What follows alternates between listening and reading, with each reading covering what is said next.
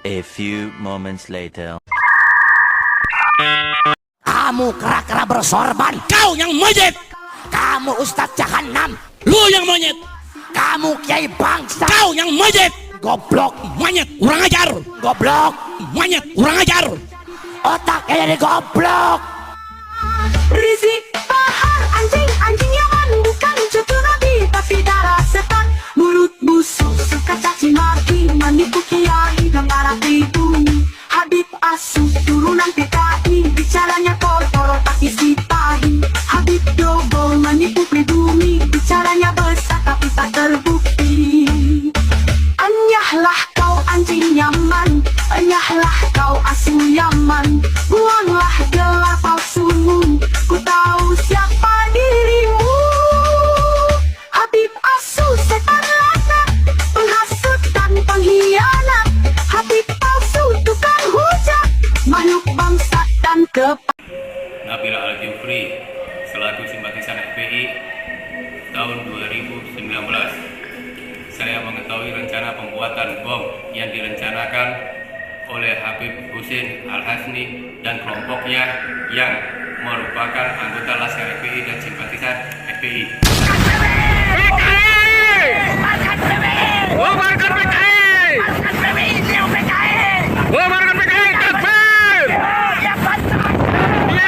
Kami datang aksi damai untuk menolak adanya pelantikan PWILS di Jabodetabek. Kenapa? Karena PWILS adalah ormas yang selama ini memecah belah umat Islam, memecah belah bangsa, mengadu domba sesama anak bangsa. Tapi bohong. Siapapun yang ingin mencoba-coba memecah belah bangsa, siapapun yang ingin memprovokasi, menebar kebencian sehingga bangsa terpecah belah, umat terpecah belah, siapapun akan saya ratakan. Pembohong, kau pembohong. Mana wartawan? Kalau mau ditimbang cintanya kami dengan cintanya PWI kepada Indonesia, lebih berat cinta kami kepada bangsa Indonesia daripada PWI.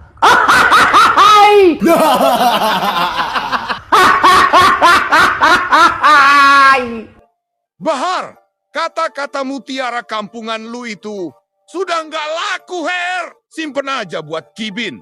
Kibin lo yang mangguk-mangguk aja.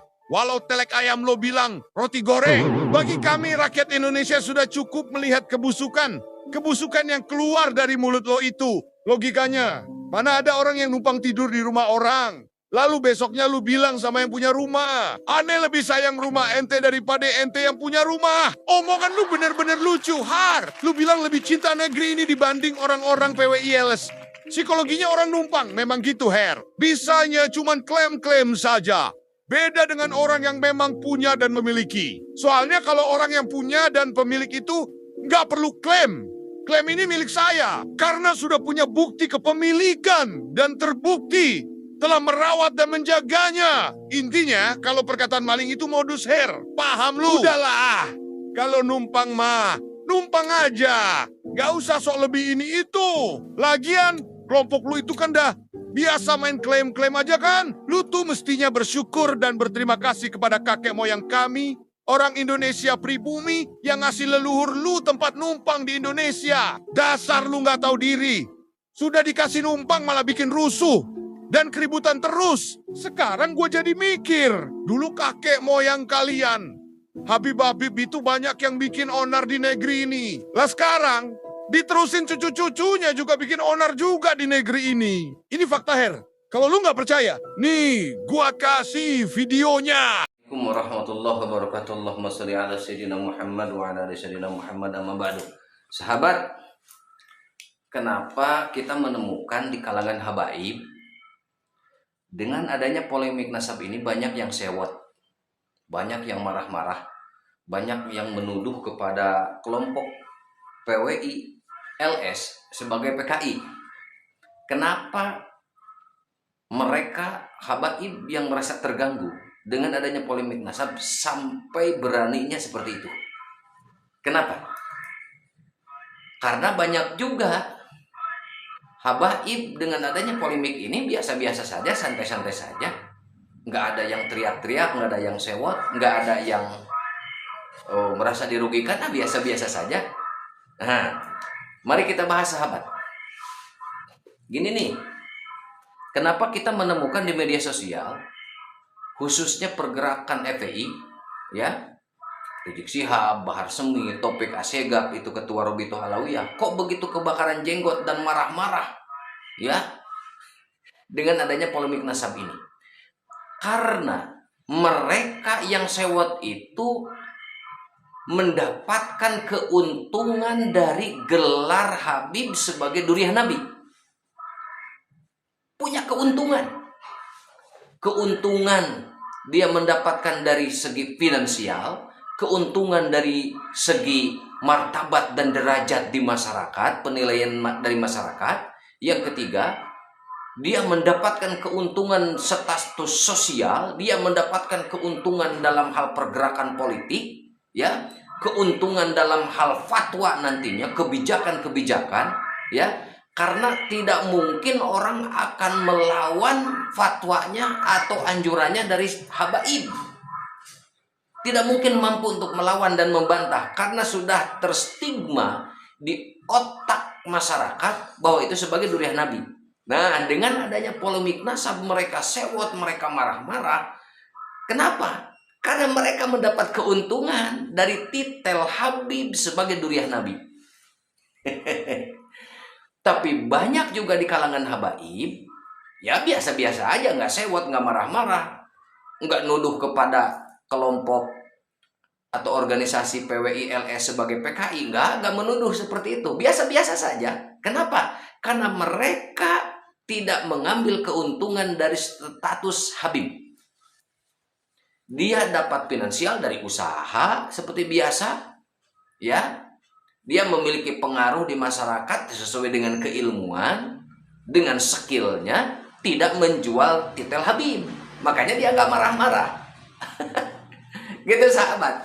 Jadi kita bisa memastikan sekarang, jadi siapa saja, ya, yang melawan kepada pergerakan PWI LS, dipastikan bahwa dia atau kelompok tertentu atau mereka, ya, mendapatkan keuntungan dari status Habib sebagai duriah Nabi. Apabila tidak dibendung, otomatis pengaruhnya akan hilang, finansialnya akan hilang, ya, pengaruh politiknya akan hilang, status sosial di masyarakat akan lenyap. Makanya mereka harus pertahankan status itu. Bagaimanapun caranya, para muhibin tetap harus dijaga, ya, harus dikendalikan otaknya biar tidak keluar, ya, dari pengaruh Habib. Begitu tuh. Nah, yang selanjutnya saya akan bahas kenapa sampai dengan detik ini para Habib itu masih tetap banyak pengikutnya. Yang pertama, kenapa muhibin masih banyak dan masih mengikuti pergerakannya habaib yang melawan kepada PWI?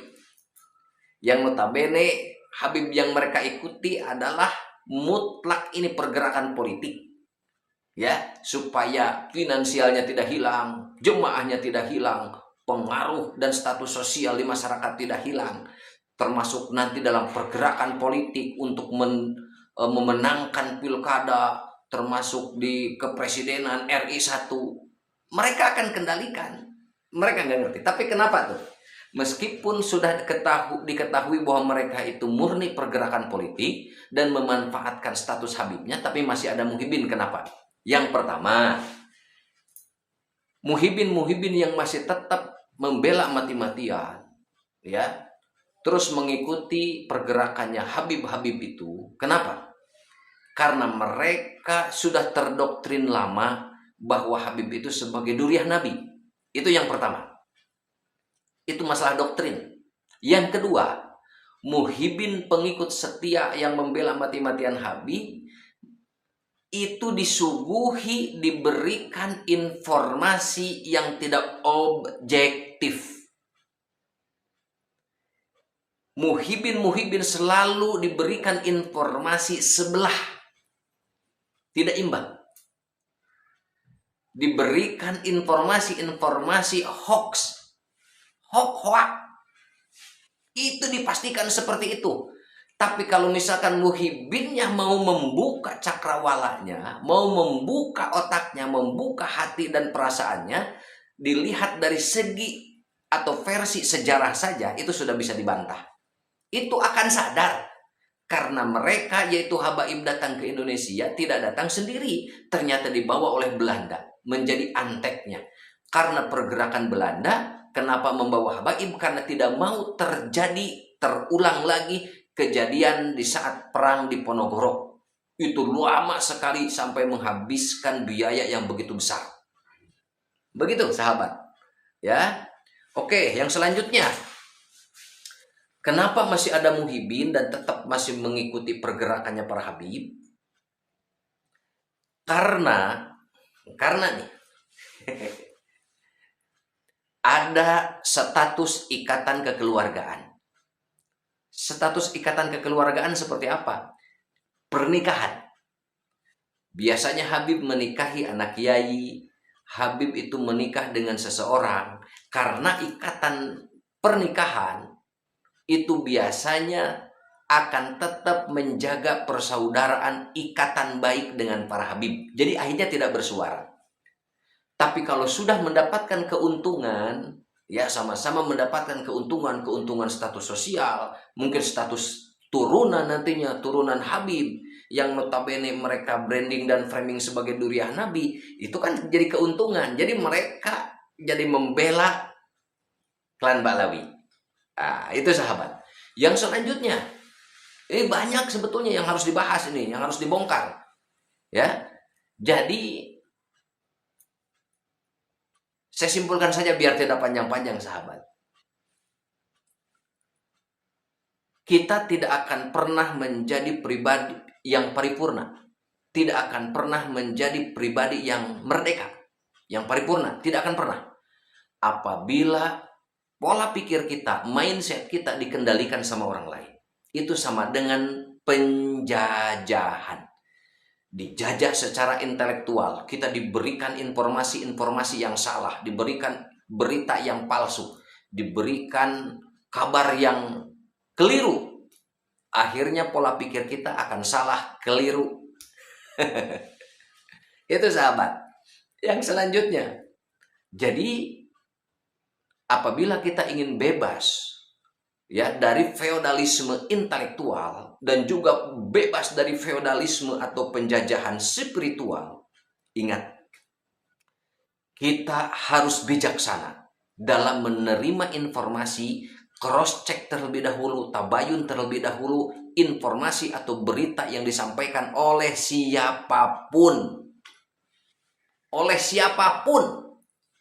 Apalagi berita yang disampaikan oleh Habib. Karena terbukti semua klaim yang mereka klaim itu dusta. Kemerdekaan Indonesia mereka klaim ternyata dusta. Bendera merah putih mereka klaim ternyata bohong. Ya, bendera merah putih mereka klaim ternyata itu bohong. Ya, pahlawan-pahlawan negara Indonesia, pahlawan nasional diklaim ternyata bohong. Ya, ahli sejarah Profesor Anhar Gonggong, Profesor Dr. Agus Sunyoto, ya ahli filologi, ya Ustadz Manachem Ali, itu sudah membantah. Itu sudah membantah. Apalagi ahli genetik, ya Dr. Sugiharto. Itu sudah membantah kedustaan mereka. Klaim mereka ternyata cuma klaim sepihak. Kalau mau objektif, ya kita meng-cross check seluruh berita apa yang beredar di media sosial. Saya yakin siapapun orangnya, sehebat apapun Muhyiddinnya, itu akan sadar dan akan terbuka. Terbukti ya apa yang terjadi sama Gus Aziz Zazuli. Dia itu kan kuliah di Yaman. Ya. Tapi karena objektif dia menerima informasi langsung dari kitab sejarah dia baca, kitab nasab dia baca, ternyata betul apa yang disampaikan Kiai Iman. Biar nggak panjang lebar sahabat, sekian dulu ya. Apabila ini dianggap manfaat dan ini penting untuk disampaikan kepada umat, like, subscribe, sebarkan ke seluruh platform media. Ya, silahkan. Ya, ada yang mau re-upload silahkan. Saya tidak akan diklaim sebagai hak cipta. Ya, sekian sahabat, semoga kita semuanya terbebas atau merdeka dari feodalisme intelektual, feodalisme spiritual. Ya, karena penjajahan di atas dunia harus dihapuskan karena tidak peri kemanusiaan dan tidak peri keadilan. Itu undang-undang dasar bangsa negara Indonesia sudah dicantumkan.